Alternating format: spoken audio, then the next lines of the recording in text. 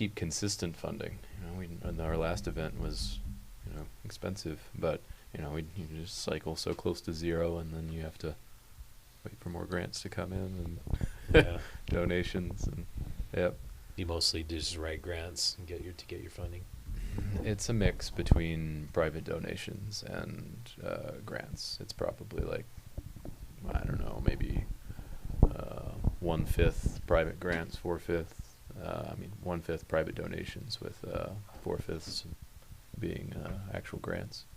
Yeah. We're live. All right. This camera just resets every time, so.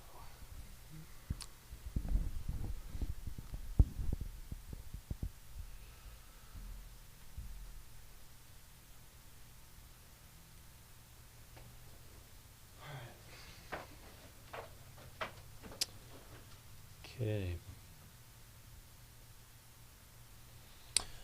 All right, welcome to Utah Stories. We are going to call this a Beyond the Beehive segment.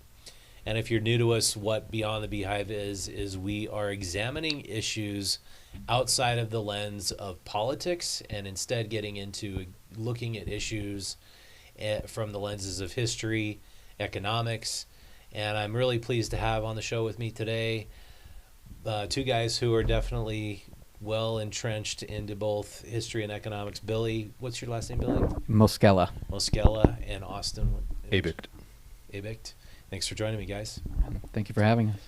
So, one thing that I found as a reporter to be very, very true is if you want to understand human motivation, understand economics, because there's no stronger driver of human activity than economics. And I think a lot of people hear the word economics and they don't want to study it. They just want to believe that the news is telling them everything they need to hear, that the news is trustworthy, and that what we're being told is honest and accurate. So you've delved in and dove deep into this rabbit hole, Austin and Billy, of the early American founding fathers. And you've used definitely an economic lens to look at that, look at their backgrounds, their motivations, their connections. It's a long, big story that you have to tell. But if we go back to simply the figures of, I guess let's start with George Washington. Okay. I look at George Washington and the way his story is told, and I've always wondered what economic benefit did he have to fighting this Revolutionary War when he already had so much land and he was already one of the most prominent, if not the most prominent man in Virginia at the time. Why would he essentially be practicing sedition and making an insurrection against his home country, Britain, to fight this Revolutionary War for a motley crew of guys who just wanted a new country, wanted their own country? Appreciation of the lands he already owned, as well as opening up new vistas. The policies of the British Empire at the time were actually restricting expansion west, and he was involved with a number of land companies which wished to do just that. So that's one tiny portion of that. But essentially his activities, as we would call it in today's sense, as a land developer, put his economic interests on the side of what we would call revolutionary activity. So he essentially wanted to see his land appreciate more. He wanted to have more land, and you think that's the primary driving interest? And he wanted for himself and as well as his fellows hands on the political reins to be able to make the acquisition of land easier. And how do you find that was indeed his motivation and not this sense of altruism to have a government for and by the people? His own writings. His own writings. And so, and we look at, like, my favorite founding fathers include Benjamin Franklin, Thomas Jefferson, but Alexander Hamilton, I think he was the most overtly financially minded founding father. and you look at his story and what he had to do to get people on board with a strong federal government. Can you explain, like, walk me through the timeline of events from the American Revolution to the time when they had won, but then obviously realizing they won doesn't really mean a lot unless you have a strong military. Otherwise, any one of their debtors could come in and squash them and take over the whole country and all of the land. So how did America begin to form as a nation with a strong standing military after the Revolutionary War, and they were so in debt? And again, there were no standing military as of yet. Again, they were all basically yes, volunteers. standing military, even for the British Empire, wasn't really a thing, right? Because you look at the American Revolution on Britain's side, it was fought using predominantly German mercenaries. Yeah, that's right. So get those Hessians, you know. Mhm. So, yeah, you start with the American Revolution. The victory ends up going to the revolutionaries. You end up having the continental organizations, like the Continental Army, right? So it's the political organization ends up actually coming into being as what we know as the Articles of Confederation. And then it's the problems with the Articles of Confederation sort of not really enabling the type of effective interstate collaboration and commerce that was really necessary, that led through a number of different conventions to the Philadelphia Convention, which is what we call the Constitutional Convention in 1787. And out of that, we get the Constitution. And it still took quite a while, a number of years, before it was fully ratified by all of the states. And what was so sort of difficult and controversial about the Constitution when they were first trying to get it passed? Basically, that it would provide for a strong and efficient central government. What a lot of people don't know, for instance, is that, say, Hamilton was basically a full-blown, like, monarchist. If he had had his way, it would just be essentially you replicate what they had in Great Britain, because that worked just fine for them. It's just that they didn't have their hands directly on the reins, which is kind of what the problem was, at least when you're kind of looking at the first surface layer of history. A number of other figures at the Constitutional Convention as well, like John Dickinson. He wanted the Senate to be just like the House of Lords. You can go on, but yeah, they were all on board, at least those at the Constitutional Convention, Philadelphia Convention, with pursuing a strong, efficient central government to be able to assist in the organization of their common financial interests. Yeah, which to me makes quite a bit of sense when you understand Alexander Hamilton's point of view, which was, if we don't have a strong federal government, united federal government with the ability to tax, how are we ever going to fight another war or defend ourselves if one of these other strong empires wants to take over, right? That was the argument, yes. And that was articulated in the Federalist Papers, right? Yeah. So you had basically you had people who would represent the Federalists writing the Federalist Papers, but you also had Madison, who would end up becoming a Jeffersonian Republican, also writing the Federalist Papers. And it was, they were writing them to be able to grease the wheels for the ratification of the Constitution. And I find those to be really fascinating because they wrote under pseudonyms.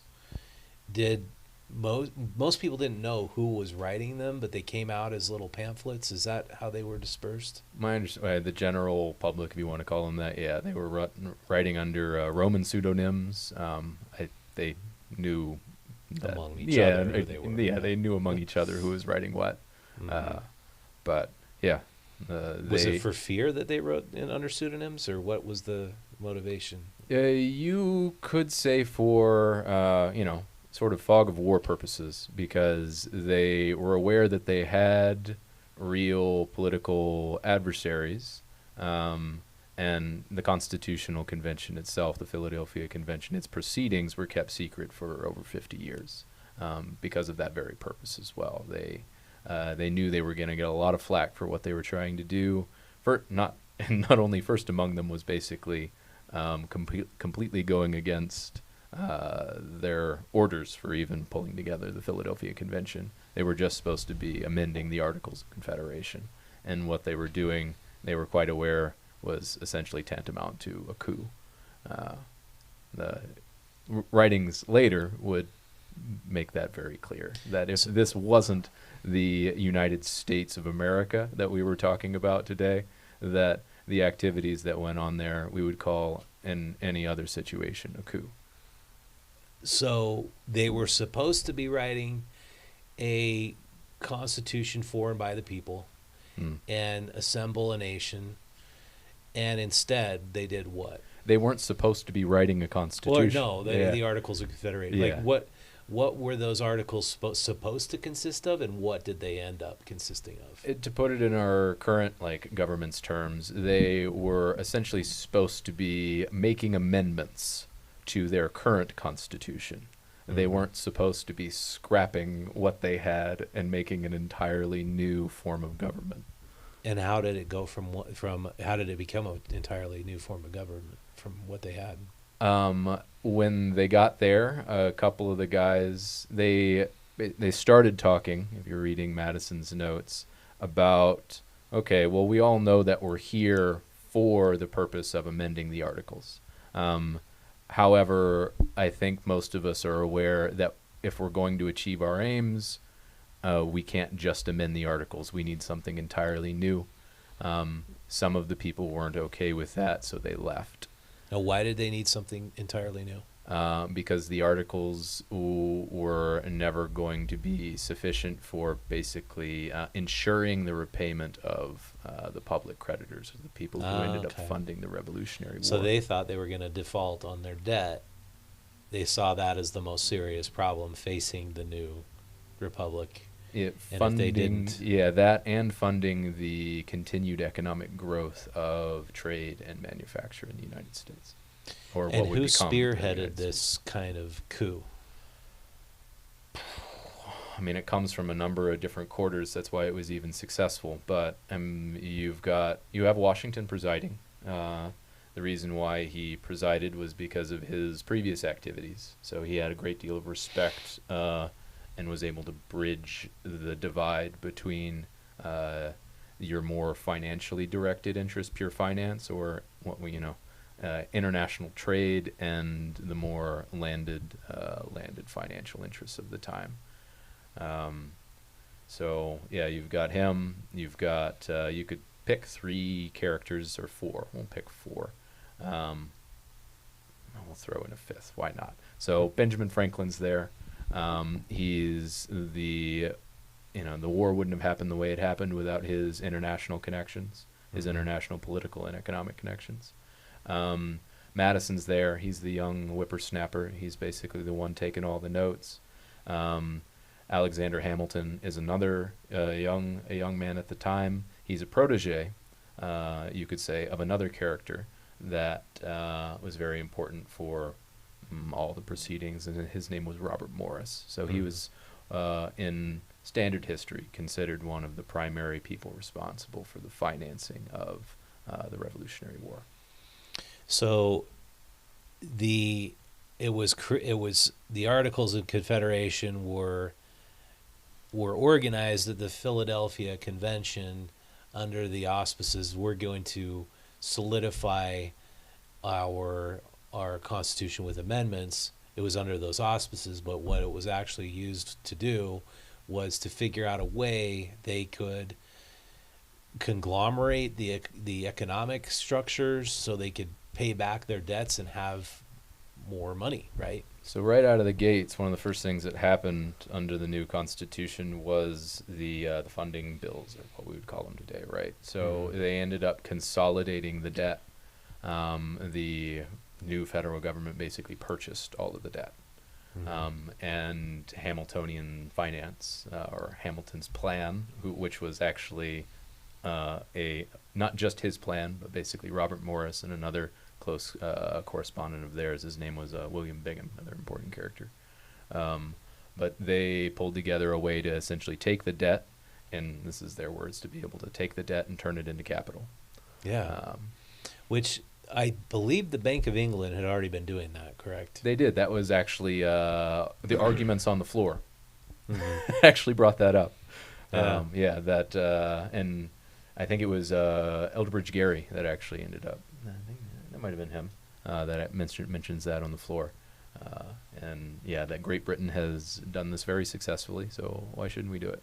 Yeah, and it's the idea of, like any corporation has bonds, you take a bond and you say, okay, we're going to pay this back in 10 years, but you essentially own a little tiny bit of the company, and you'll be paid back with this interest rate in this period of time. It's actually critical that it's paid back with interest, so that's one of the arguments.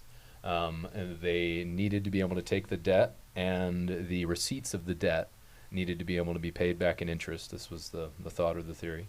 So that the holders of these receipts would be able to actually find immediate value in them. And as soon as people started to recognize that they had at least a little bit of value, because these receipts of debt, right? They had essentially everything had been devalued so much up to this point, which is why they're even pulling everything together. And now that you've got these receipts, which people recognize as being valuable, they end up starting to trade amongst themselves. The merchants start to trade these receipts as if they have value, and then the value of the receipts actually ends up going up. And that was, again, from Hamilton. He wanted the actual debt to be worth its equivalent. He wanted it to be as good as gold coins. And this is prior to anything like a U.S. savings bond or official currency. Like, did we have it? Was there any kind of official currency? Just state currencies. So that was part of the actual arguments during the Philadelphia Convention. There had been a devaluing of the currencies, and that was going on from just the paper money that was being issued by the various states. This was seen to be at the time more beneficial to the small farmer, actually, or what we call small farmer, type, yeoman type. And not really in the interest at that time of the financial interests that were represented at the Philadelphia Convention. So you are dealing here, with not like actual normal money as you think of it, but public securities, different kind, basically bonds, as you're saying, and the payouts in these very often would come in terms of parcels of land. Really? Which leads into huge amounts of land speculation, which end up creating the economic instabilities, like the first stock market crash, if you will, of the early republic. So these little receipts were actually backed by land. A lot of them were, yeah. Okay, so like the bank securities that were issued were backed by gold usually, or almost always, right? Initially, if you got a piece of paper currency, wasn't it always backed by a piece of gold in a bank vault somewhere? Yeah, I mean, if you're going back to early banking, that's the idea. Yeah, but so back to the premise, as the Articles of Confederation were talked about and ratified, why was it so secretive that for 56 years these notes were not released until after all the people involved were dead? Why was that such? I mean, because they had to secure the country somehow. They had to put it on a secure financial footing. Why was what they were doing so, as you described, like a coup? So put it in modern terms. What if, say, you had business interests like Walmart or Home Depot, and they end up finding out that Amazon and Google and Apple all got together and colluded to basically create a form of government that made it far easier for digital technologies, which they controlled, to rule the day. You wouldn't want that getting out. No, Apple and Amazon and Google wouldn't want that getting out, right? Because even if you've managed to win the debates using the Federalist Papers or whatnot, you would end up creating enough instability that you would fall to a civil war much earlier than what actually happened. So Robert Morris is the key figure there that helped finance the Revolutionary War and partnered with a lot of the big corporate entities of the old world to finance the revolutionary. So, but they had all this debt they had to figure out how to pay back. I guess my question is, if it's a government for and by the people, but then these corporate interests get involved, did the people essentially lose their sovereignty at that point? They did. So, and the reason why I'm even not going entirely to those terms is that what we today call the people, for instance, weren't, I mean, you only had what, like 1/6 of the population was even eligible to vote in the first place. So the people are what would today be kind of like our upper middle class. Yeah, you had to have land to vote. Right? Yeah, you had to have land to vote or significant enough resources, basically, to be eligible. And that ends up going back during the Philadelphia Convention as well, as they're hashing all this out. All these guys the only people they wanted in government were those with basically highly significant financial resources or old aristocratic ties. Got it. I'm just gonna take the time just to ask Google, because I found this list very interesting. All of the entities that financed the Revolutionary War.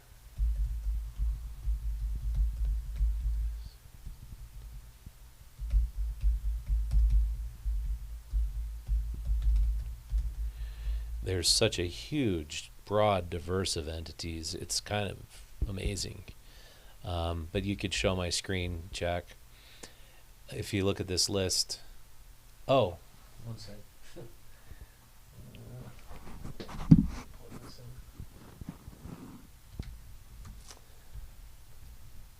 Okay, so if you look at the list, of course, France, everybody knows France. Benjamin Franklin hung out there for years and was getting the French aristocracy on board to give more and more money.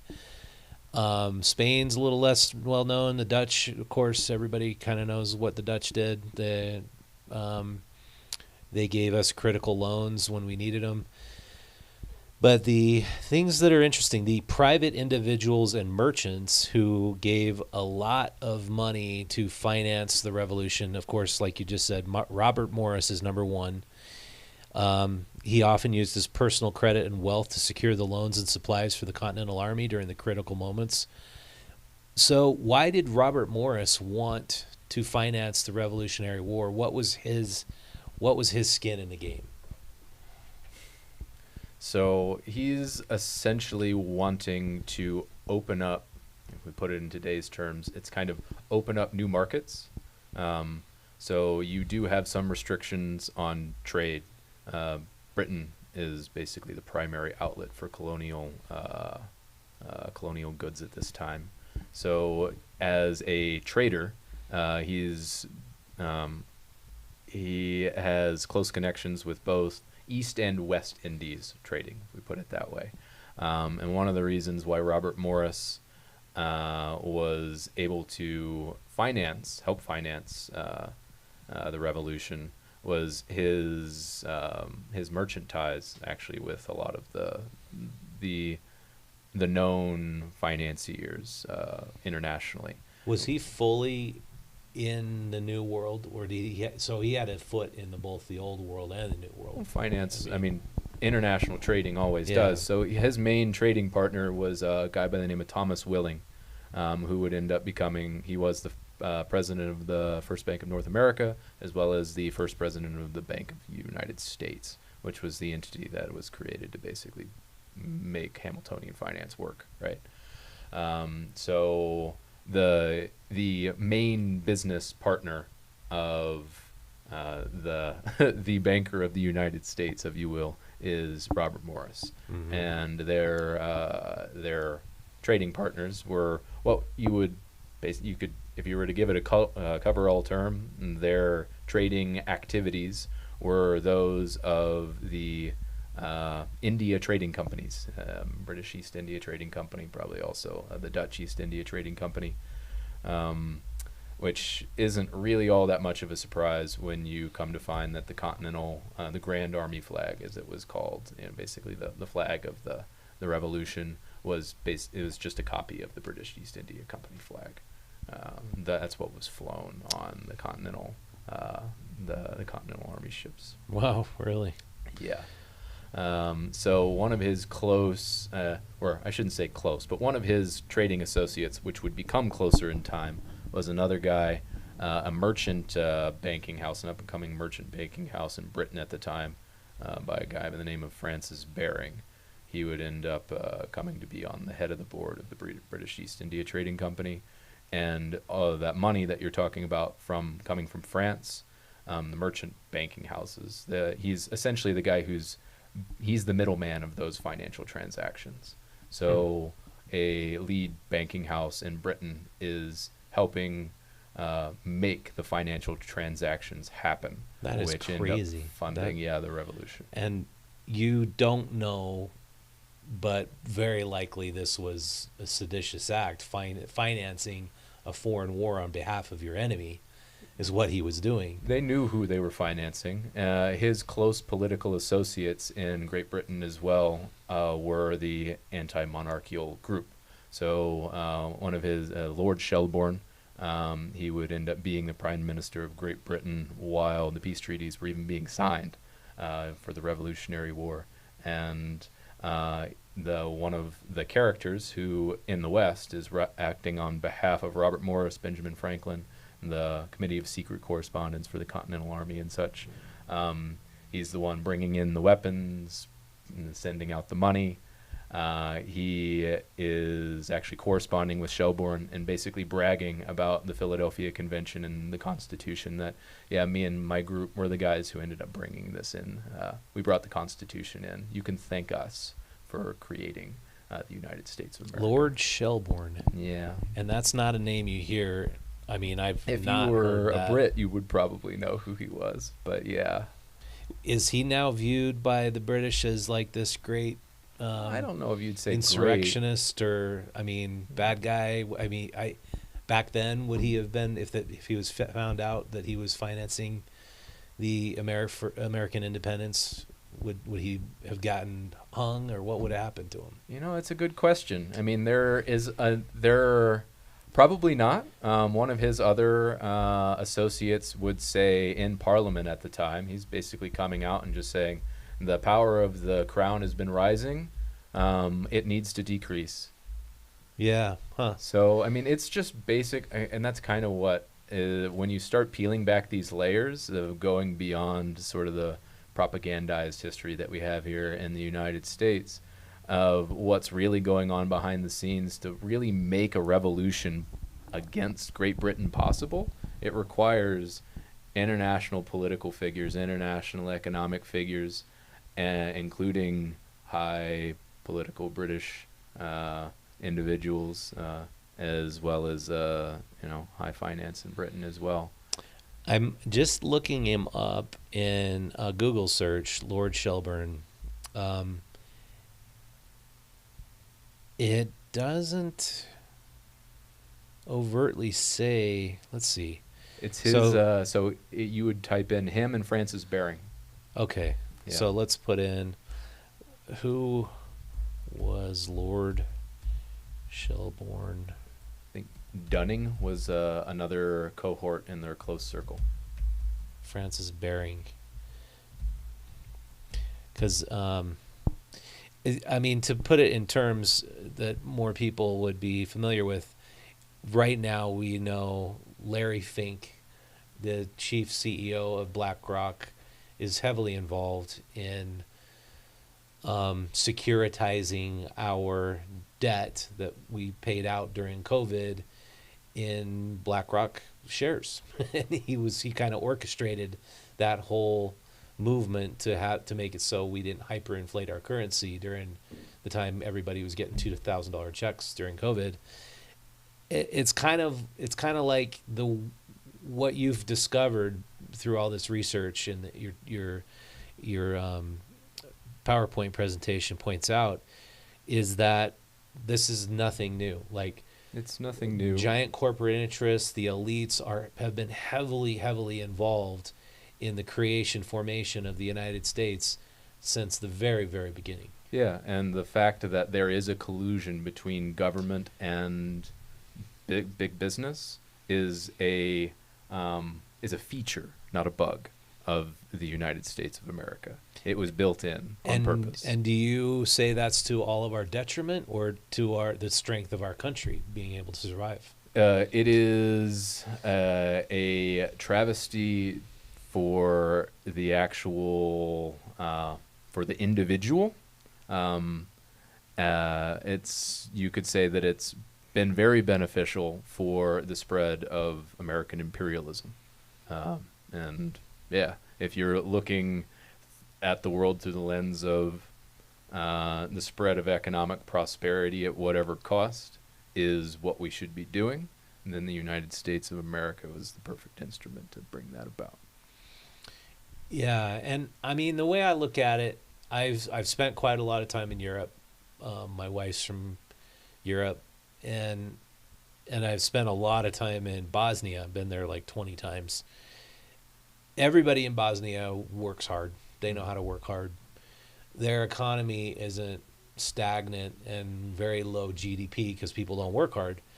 It's basically poor there because all of their best and brightest head to more wealthy European nations because they want to earn more. Yeah. And I look at that in the context of the United States. It's like, yeah, it sucks that we have most of our state legislature here in Utah are developers. They all have their little pet projects they're trying to get passed. We have the homeless industrial complex where the developers actually make tons of money under the auspices of trying to help the homeless. And there's all sorts of problems, but is there a better idea for creating more prosperity for more people than capitalism and so-called democracy? It kind of that opens the question as to what kind of prosperity you're really looking for. Is prosperity only to be gauged in either dollars or pounds sterling, or is prosperity something that actually goes beyond mere economic valuation? Definitely. I mean, that's why we go to Europe so often, is because despite it being very poor there, they've got this strong sense of community. We took our daughter there for the first time. Everybody had to meet her. She just loved it there because people aren't focused on running around and trying to earn tons of money. They're just chilling. They're enjoying their life. They're forming a strong community, and then they have beautiful rivers, nature, and everybody enjoys it. So obviously economics is not number one for happiness. Yeah, we consider Europe to be more cultured in many respects. But this valuation of finance as the leading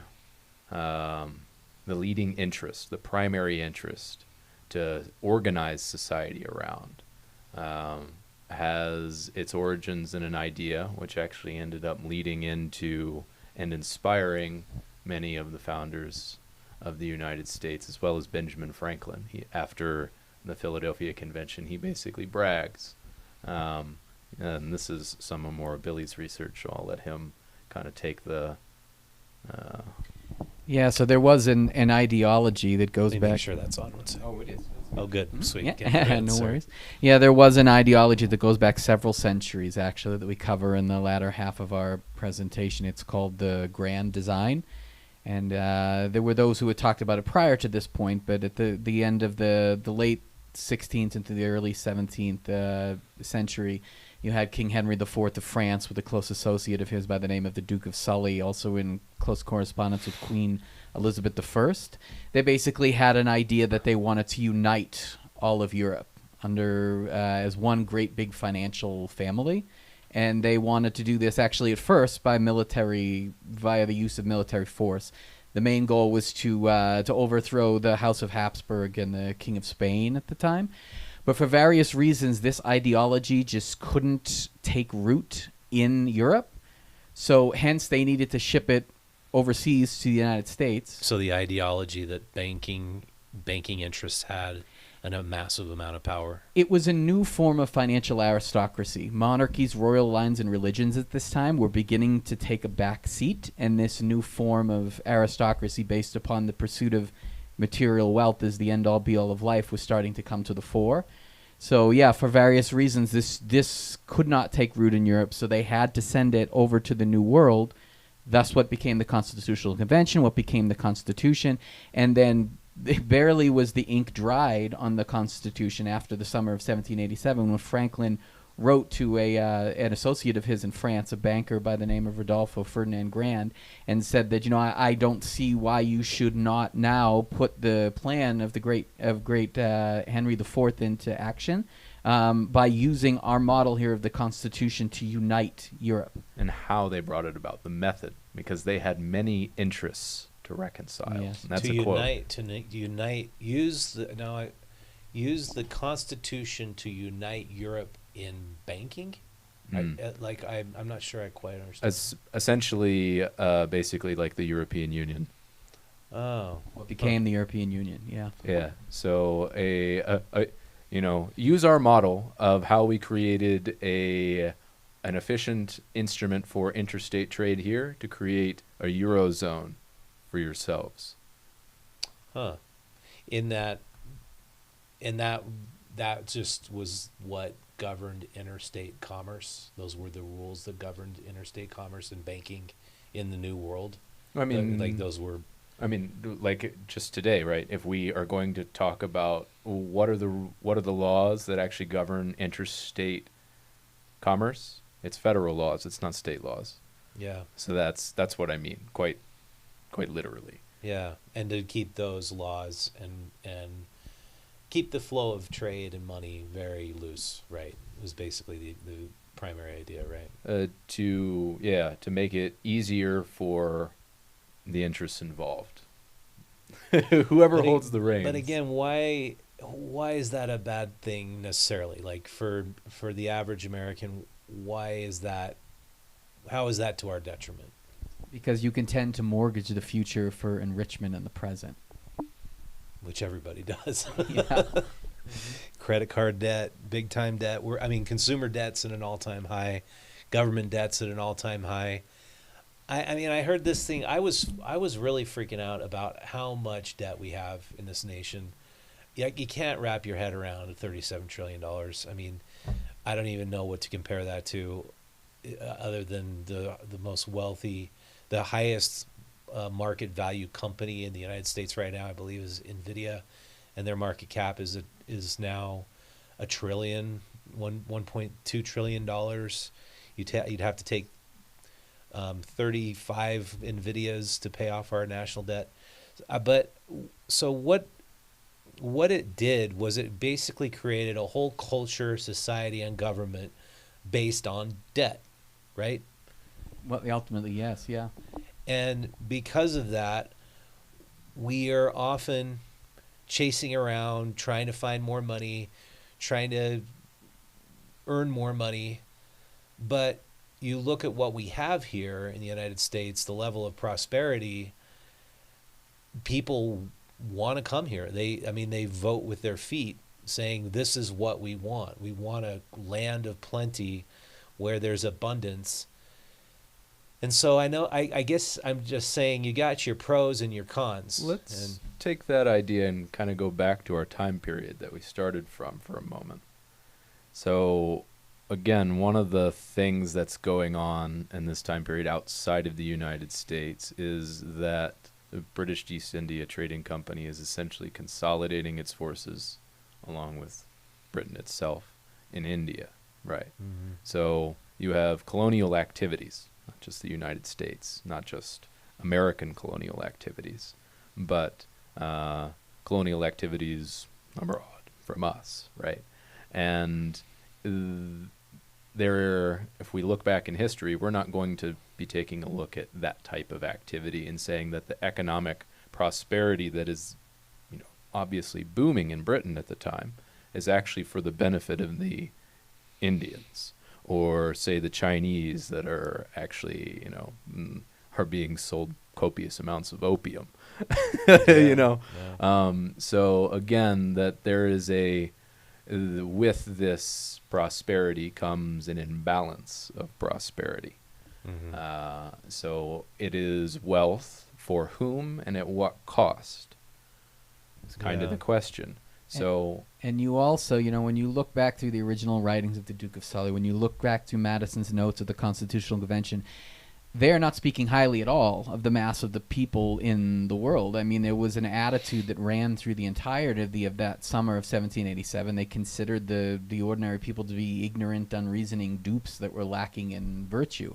So when those same people set up a system, it should raise an eyebrow when from their own writings, this is the way they speak about the people. Yeah.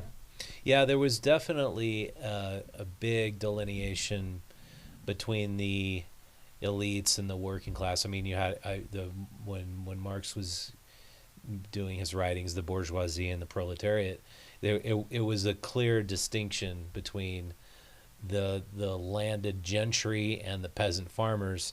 But didn't America really blur that delineation and create a strong middle class through what it did with its economics and banking systems?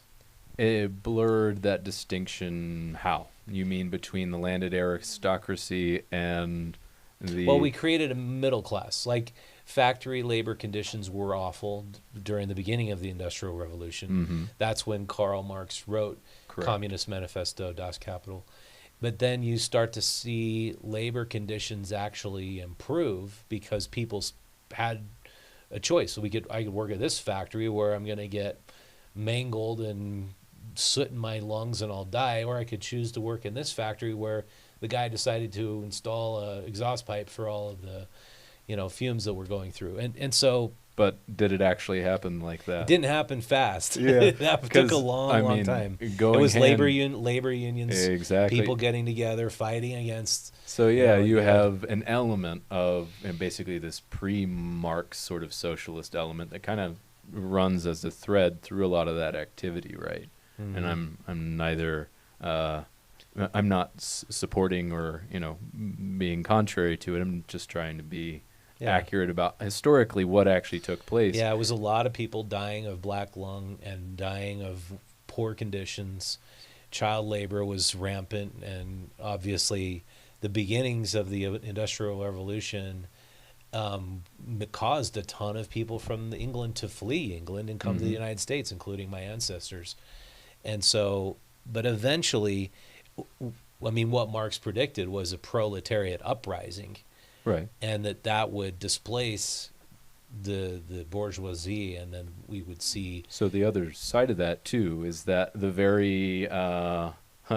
the people with the means of production, if you will, those who had actually had an alliance. There was already an alliance, actually, between the landed aristocracy and your newer money coming out of the Industrial Revolution. They're not actually separate. So this delineation, this differentiation between these two kinds of money actually comes out of this is what the moneyed interests wanted people to think.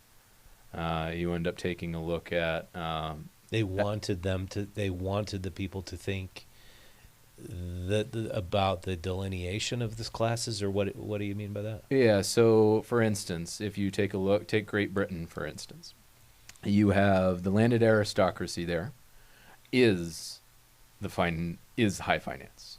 Mm-hmm. You end up the old families, the old landed families end up the lords. The lords, they figure out very quickly, and it's difficult to even say whether they weren't sort of the impetus for the Industrial Revolution occurring the way it was, or the way it did in the first place. Mm-hmm. So you have the lords they end up kind of seeing the conditions, the fallout from their own prosperity, and that's correct. They perceive very clearly that if they don't end up creating some kind of release valve in society, that they will have an uprising on their hands. So a character that some people might be familiar with is Lord Milner. This is in the late 19th century, early 20th century. He and his group, and the probably more famous would be Cecil Rhodes, and the Round Table group, right? They, in his early activity, he had a lecture where he was actually giving sort of the background to a lot of the poor laws that were coming out at the time, trying to create that very release valve. And he's stating that when we're looking at what he calls, what we would call communism today, he's calling socialism, and when we think in terms of capitalism, he's calling individualism. But that both of these actually, they use different means, but they have the same object in mind for society, and that is, again, the economic prosperity. He's pointing back actually to Madison in a certain sense, what he calls the predominant economic, the predominant school, in that that basically it all comes back to property rights, securing property rights, and whether that's going to be securing property rights or securing your personal property, or whether that's actually going to be securing the actual benefit of the fruits of communal labor. And property, I mean, it could be argued that America has grown completely, both the prosperity and the reason why people come here, based on private property protection, right? That is, again, it goes all the way back to the Federalist Papers, where Madison is basically laying out, it's like, the purpose of government is this securing property rights, everything, the whole thought that underlies the American political system. It's something we so take for granted. I was getting it. I got in an Uber, and my driver told me why he came here, even though he doesn't like it here that much. He came from Zimbabwe, I believe, or Sudan. I can't remember which one, but he's like, I had a business, I had a lot of land, and these guys just took it from me. I'm like, what? Don't you have a title? No, they took it. It became theirs. It was mine. They took it. It's now theirs. I'm like, holy shit, that would suck. You spend all your time and money to build up a property and a business, and somebody just comes and takes it, and there's nothing you can do. Mm-hmm. And I mean, I think we kind of take that for granted, but that is very much written into the founding documents, that if you own a piece of property, it's yours, and nobody has a right to take it from you, except the government. Except for the government that is owned, which is basically owned by the very people who came up with that idea. That's why this is actually very important, is to recognize that the thought that idea leads to prosperity comes from people who actually look at the so-called common man as nothing but chattel. Like, that's where the idea comes from. Yeah, I'm looking up Cecil Rhodes here on Google. He was a mining magnate, financier, and politician who became prime minister of Cape Colony, a staunch believer that British racial superiority and the expansion of the British Empire was to civilize others. Hardcore British imperialists. And, that's another thing. You definitely have the pros and cons. I think you have a little bit in our way of looking at colonization and colonial power. We look at it as a great evil, I think, in our modern day Western way of looking at it. But so many people have been living in extreme poverty, where if Western colonialism never happened, how would those people get out of poverty, especially in the continent of India? That's actually not entire, and it's interesting you bring up India as that point. So India was not just the crown jewel of the British Empire. It was the crown jewel, if you will, of the Mughal Empire before that. If you're going to take a look at international like wealth before a European colonization really got underway, Yeah. the Europeans were kind of the the financial backwaters, if you will. So it's not that there was the reason why you end up having what our perception that there is basically just economic destitution in these other places is a result of the trade wars, which were essentially happening during the colonial times. And again, it's not this. I'm actually not trying to make a value judgment there. It's just trying to point to the base fact that the type of thinking that we have today, and that is predominant pretty much all over the world now, is that one group profits from the loss of another. Yeah. And until we can overcome that, you're not going to have prosperity for all, because prosperity for all can't happen. But you think that's actually true? One group is always benefiting, that you can divide the world into the oppressed and the oppressors? Was that you have people that attempt to do that. I don't know. I don't Yeah. know whether I don't agree that that's like the principle of reality, but Yeah.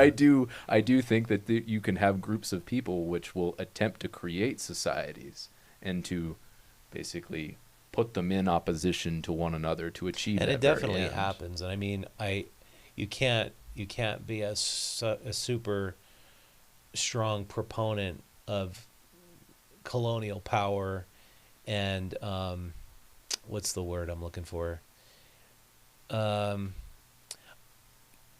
Not colonial capitalism, but using capitalism primarily to colonize and exploit land and people. That shouldn't be the primary driver of human progress. But I think that's too black and white is my point. I think you can't look at the world in those terms exclusively, because there's always shades of gray in the good things that happen, especially like the rise of the Austro-Hungarian Empire. I've looked at that a little bit. They helped a lot of former Yugoslavia become better educated. They brought their architecture. They helped the cities flourish more, created more trade. But then there's really horrible examples like the Congo and what the Belgian did in the Congo, just basically imprisoning the people and getting rubber from the trees there.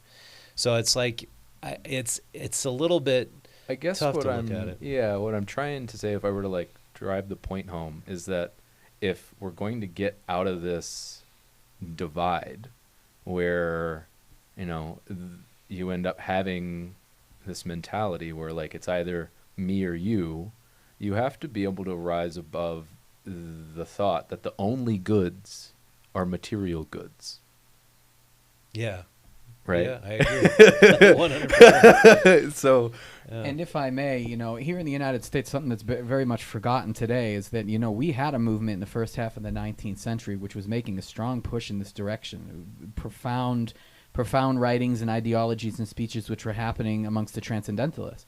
Ralph Waldo Emerson, Henry David Thoreau, Bronson Alcott was trying to reform the education system, the great Margaret Fuller.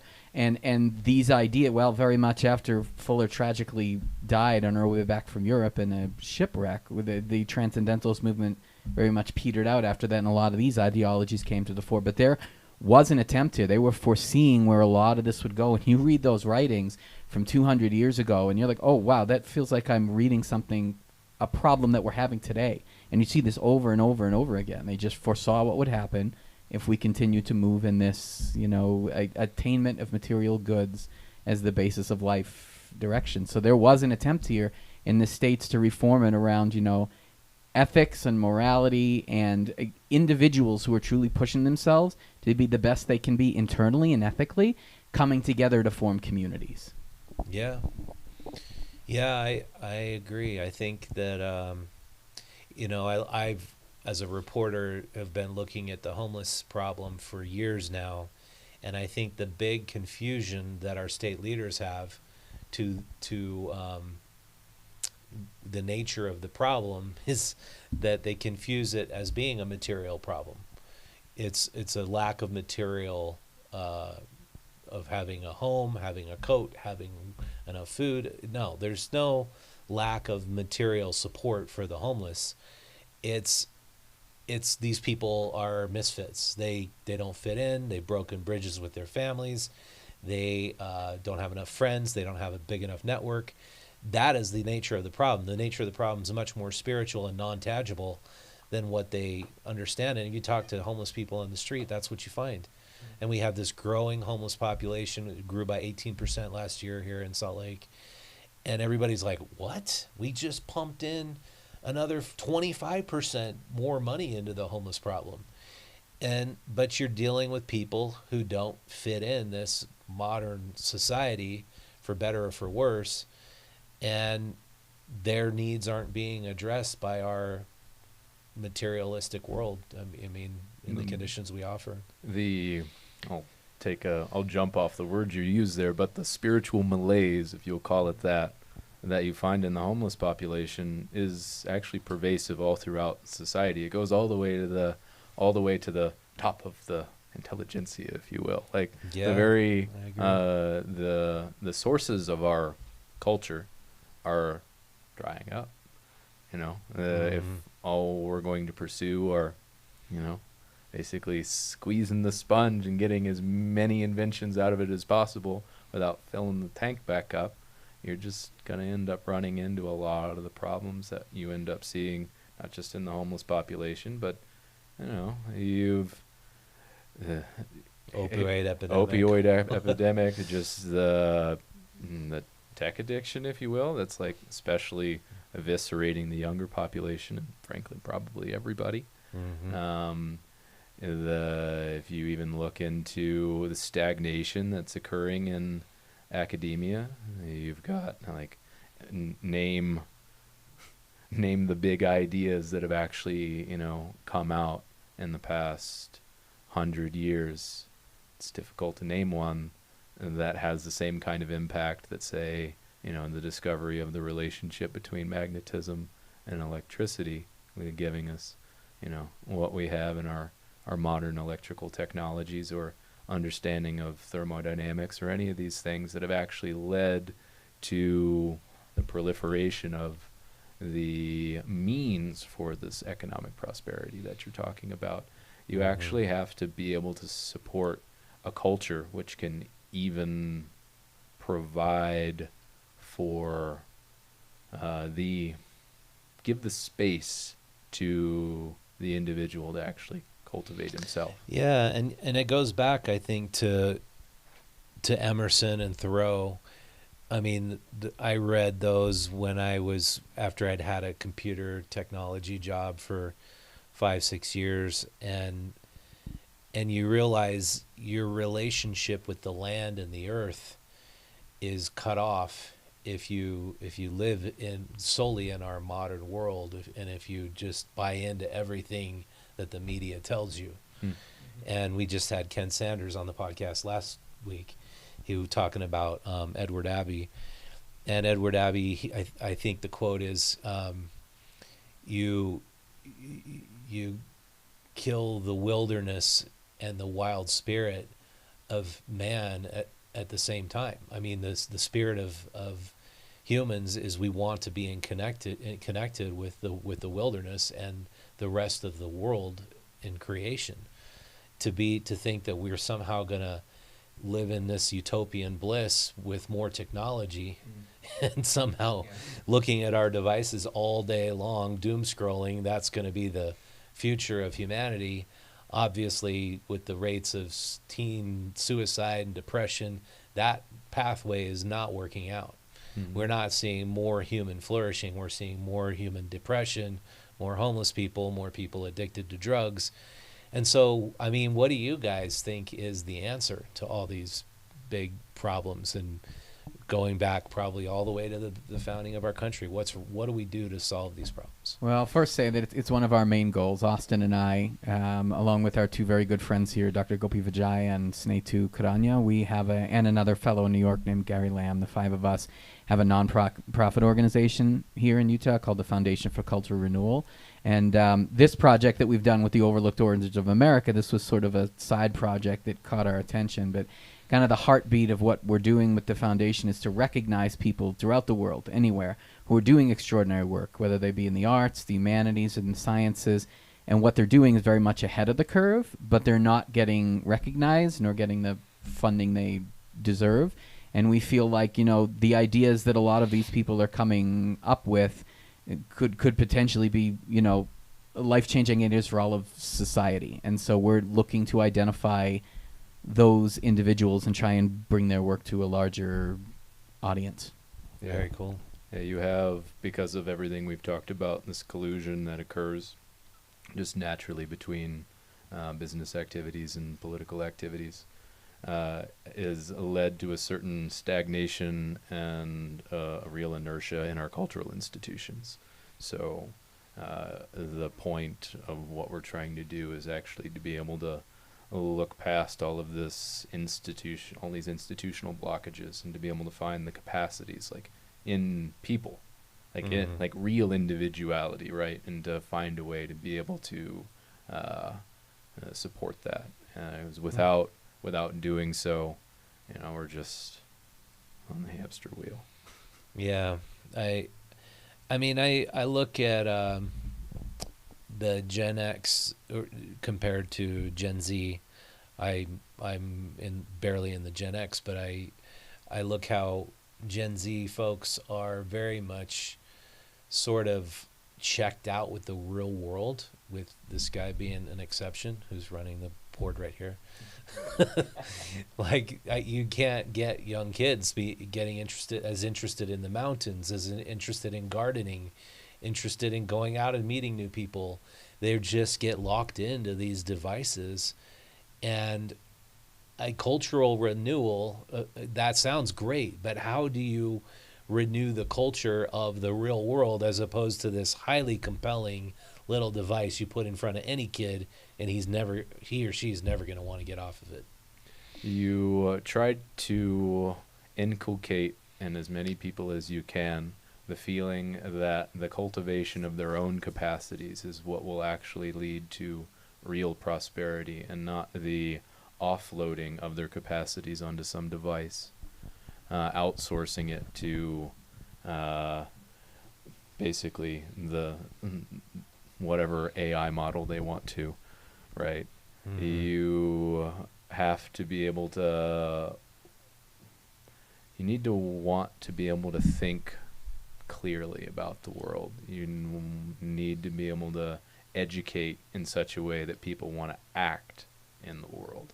Yeah. And also they need to be brought up in such a way that they actually feel themselves to be united as a part of nature in a broader sense, and a greater humanity, rather than isolated people that are just kind of doom scrolling away. Well, I was talking about it with my wife this morning, and everything that's shown to young people these days in the media supports the idea of instant gratification, fast money, success, nonstop fun, vacationing, luxury, everything that's that's easy and fun and dopamine, dopamine driven. How do you take a whole population that's raised that way and center them back to the earth, get them back to here now, this place, this planet, this earth? So there's two different directions, if you will, that charitable activities can occur. I'll just throw two extremes out there, right? One of them obviously is trying to go to the most hard-hit populations, like the homeless. The other extreme is trying to look all the way upstream, if you will, and that's sort of the goal of this particular nonprofit.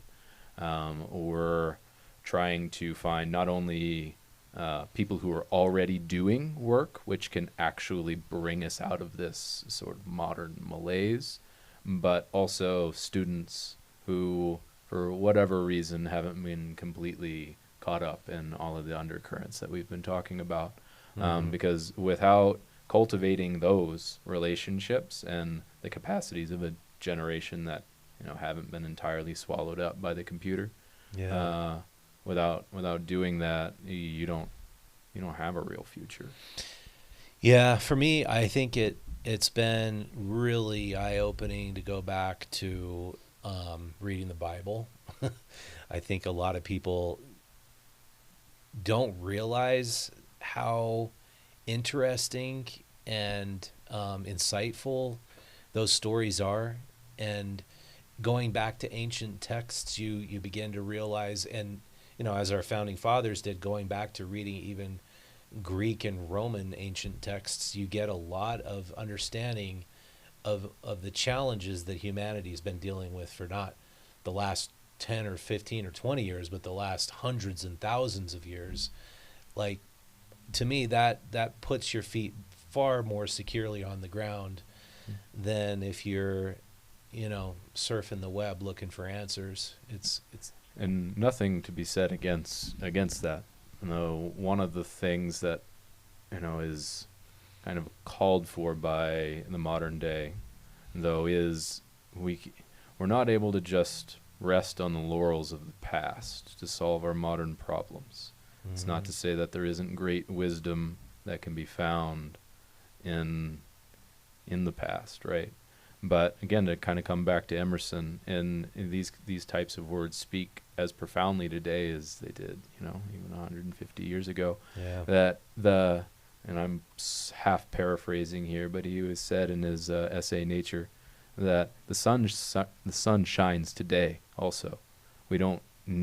The man today isn't looking for the revelations of the past. He's looking for his own revelations. He's desiring to be able to look out into nature and to feel that same connection that whether it be the prophets of the Bible or whether it be old pagan wisdom, whether it be what you find within the circle of the apostles, but a real connection to the world and to people. We're not going to be able to meet the needs of the modern world solely through going back to old texts. We have to be able to find the life that lives today. Yeah, true. Yeah, you interpret it for today's issues and problems and needs, for sure. And if I may say briefly, yes, a lot of it also starts with just acknowledging there's a problem, where the problem lies. Just a couple days ago, Gopi had given a talk with another a U of U graduate, Dr. Dan Lathan, who's also here locally, and they were addressing this problem of tech. We had a brief workshop up at the Union Building at the University of Utah, and the two of them collaboratively had put together a presentation which addressed this issue, and students from the university were invited there. So That's cool. yeah, so you have a lot of people that are realizing this is a problem, but not enough who are actually taking the time to constructively address it and then come up with solutions. We have to for develop it. the means Yeah. to actually address the problem. We have to develop them. They don't exist. Yeah, I agree. Well, I appreciate you guys coming on. I think we Thanks could for go having on us. for hours and hours. I know your presentation on the Founding Fathers is extremely deep. And And goes there's- on for a while. But I'm going to put a link to that presentation because it's cool. And where do people learn more about what you guys are doing? What's your web address? So there's a renewalofculture.org. We also have another site that has a conference, the recordings from a conference that we threw in the Bay Area last year. It's called the Renewal of Science. You'll also find the link on renewalofculture.org for that as well. That is where you'll find most of our public-facing activities. Awesome. Well, very cool. Well, good luck to you guys. I think it's awesome what you're doing. Thank you, Richard. Yeah, appreciate you coming on. Yeah, and if you'd like to leave comments and or get in touch with Billy and Austin, go out and visit their website. I'm sure your events are posted there. And and I think number one, just turn this damn thing off once in a while and go out into the world and do stuff. That's a good idea. I found, at least. I just got back from camping and I had my phone off for 24 hours and it's just like a breath of fresh air. Yep. Yeah. All right. And if you want to be a bigger part of Utah Stories, go out to utahstories.com, subscribe to our free digital newsletter. It's our current issue.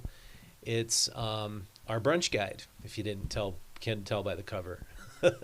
We've got all these awesome local businesses that are highlighting their brunches. And we got stories about local alien sightings. We've got stories about we always have fun with our October issue, but I did this story based on a conversation with Ken Sanders on the podcast Rafting with Edward Abbey down Cataract Canyon. And you can subscribe to the magazine or become a member, and in which case we'll send you Faces of Utah magazine.